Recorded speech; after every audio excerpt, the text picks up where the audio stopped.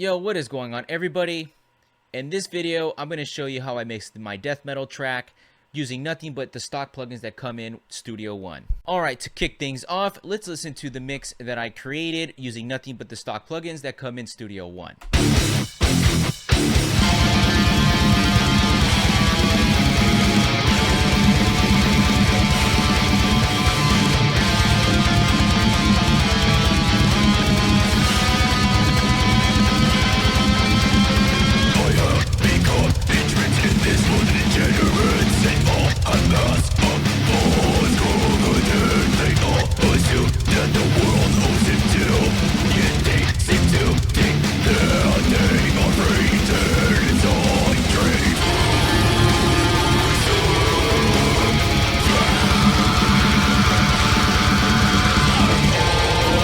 Alright, so I would think that that sounds great. I achieved this whole entire mix using nothing but stock plugins. So with that said, let's go ahead and jump right into the drums. Starting with the kick drum, I have a simple low cut here at 45 Hertz. Following that up with the channel strip that comes native with Studio One. Here is the channel strip. I do not have the gate engaged, but I do have the EQ to add some color, and I have a compressor to go ahead and add some punch and excitement.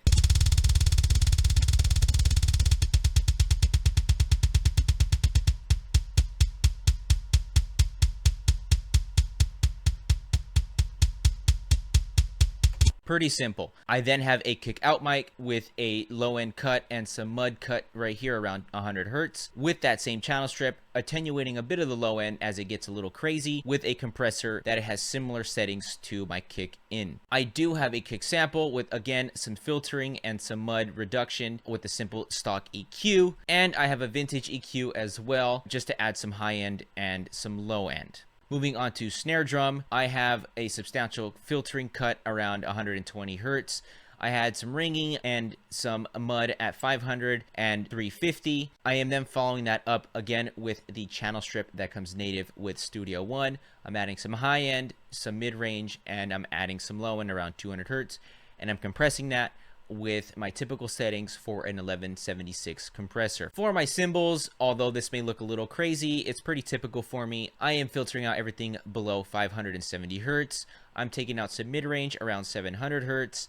And I am also taking out some mid-range around 2K to make room for the vocals and the guitars. And then the rest of the kit is being funneled into the drums bus that I have here with a simple stock compressor to add some glue, a bit of EQ for some build-up frequencies that were bothering me around 100 Hertz and 350 Hertz. And here is the star of the show that I didn't even know I had when I started this challenge, which was Bit Crusher.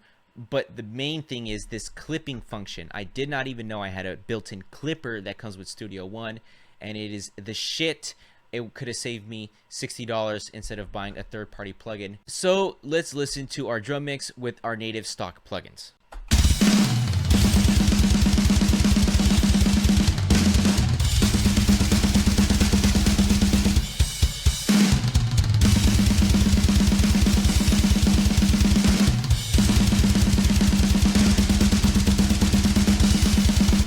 I think that sounds pretty fucking killer. Alright, moving on to bass. Bass, because I did not have my usual plugins, I was forced to keep things extremely simple, and this actually taught me a lesson about having to reduce the amount of plugins I use on certain elements of the mix, in particular bass and drums. So I have a bass DI with a substantial filter above 700 Hertz to take out anything that is above that, and a cut around 60 Hertz to make room for the kick drum. That is now duplicated and sent to this SVT plugin that we have native to Studio One. It was pretty impressive. I gotta say that I was very, very pleased with the mid-range girt that I got out of it. And then with that, I have a substantial cut to filter out all the low end, as that is being covered by the DI. So busting those together, we have a simple cut again at 60 Hertz, and then I'm shaping the bass even further, cutting out some mids on 2K, 5K, 2K, 500 Hertz, and 200 Hertz, and then following that up with some more color EQ, and then compressing the hell of it with an 1176 stock plugin. And then lastly, that is being followed up by a limiter so that any errant peaks get controlled. Let's hear how that sounds.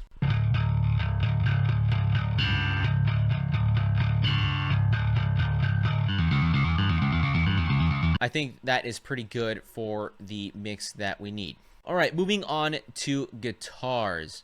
So I did break the rules here a little bit. I did use a third-party plugin, as you can see here, called STL Tone Hub, but I am treating it as I would if someone sent me real amp tracks. So I have a simple EQ cutting out some mud, and I have some mid-range being boosted, and then I have some limiting so that it can control some of the palm mutes that arise during the more chuggy parts of the song. So let's go ahead and take a listen to how that sounds.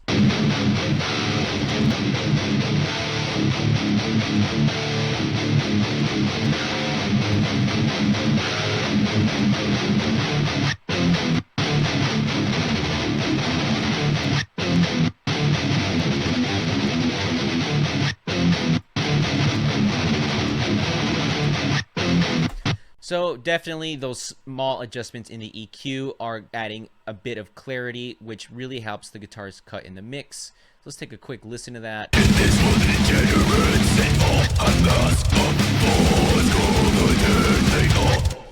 think they're doing a great job of keeping the guitars in check. Now for the lead guitars, I kept things extremely simple as well.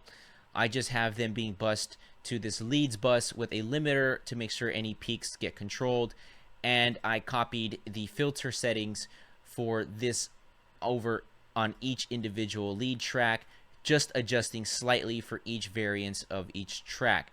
I used a separate amp simulator with a completely different tone than the rhythm guitars to add the separation, so that I wouldn't need to EQ the separation as is baked into the signal. And that's something that I think you guys need to be really aware of, using different amplifiers and speaker types to create separation within the mix so that your lead guitars stand out from your rhythm guitars. Don't stack your rhythm tones with your lead tones.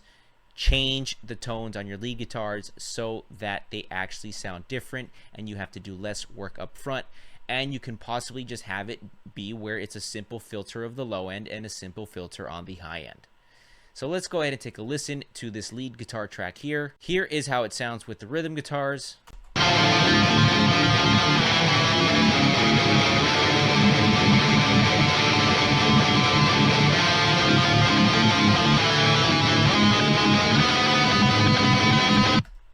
So that separation is being introduced by the differences in speaker types. So that is really important. I hope you guys really experiment with that on your own mixes. Now moving on to vocals.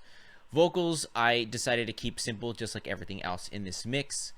I used the stock channel strip that comes with my DAW. I am filtering out some low end, and I'm filtering out some mid-range mud that was around 500 hertz. I am not boosting any high end whatsoever, but I am compressing very heavily with the 1176 recreation. I am then following that up with a limiter, and then lastly with a de-esser. This is another plugin that I didn't even know I had that came stock with my DAW that did a very good job of controlling the sibilance in the mix of the vocals. So I'm going to turn the plugins off. Let's listen to how the vocals sound prior to any plugins being engaged. This world of degenerates, they all have masks of false confidence. They all assume that the world owes them too. As you can tell, it's peaking around this -12 area. Watch what happens when I engage the plugins. It's going to sound a lot louder, but it's going to peak around the same area as well. Entrance in this world of degenerates, they all have masks of false confidence. Yet they seem to think that they are free. Turn its all trade to 90% of that tone and character is coming from the compression. Compression is your best friend. That is the name of the game. Don't you forget that. EQ will not get you the sound that you hear when it comes to aggressive vocals, but compression will. And again, I just copied that over to each individual vocal track, adjusting for the variance in each individual vocal track. And I went ahead and bussed them all to this screen bus with a simple limiter so that if anything tends to stand out and peak out, that the limiter is catching those transients. I am then sending effects returns to the stock stereo delays in my DAW to add some dimension and depth. So let's take a listen to what our vocal mix sounds like. In this world of degenerates, they all have masks of false confidence. They all assume that the world owes them to, yet they seem to think that they are free to turn its own trade. So let's listen to the vocal mix in context with the mix. If I did not compress these vocals as heavily as I did, there's no way in hell those vocals would be up and front in the mix as you hear them now. And lastly, I have my mix bus where all the tracks are being funneled into, and I have a simple compressor where I'm trying to simulate the SSL master bus thing with the auto release and the slow attack. I have a limiter in clipping mode so that it shaves off any peaks, and that is it. Again, just 2 plugins on my master bus. Now let's listen to the mix again in a different section where everything is running with the master bus compressor plugins set up as well.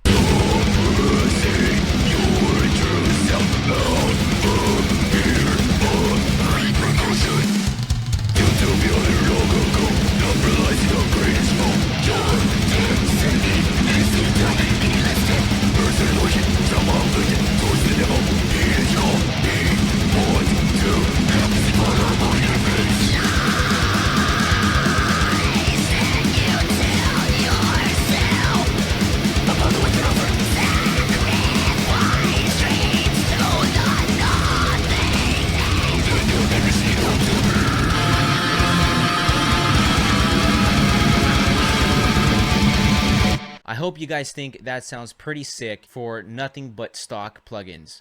I have to admit, this was pretty enlightening. I've been really enjoying doing these challenge videos where it pushes me to become a better mixer and make decisions where I have to be mindful of every EQ move because I don't have my usual tools.